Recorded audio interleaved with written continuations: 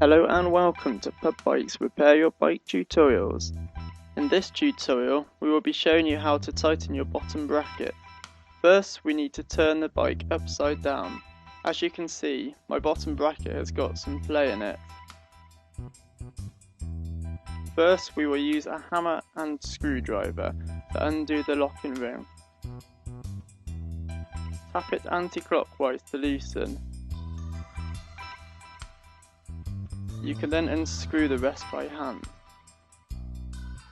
Next we will use the spanner.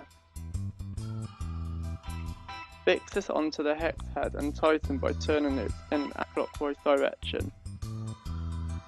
Remember not to do it too tight. Once it is tight enough, screw the locking nut back into place and tighten using the hammer and screwdriver again.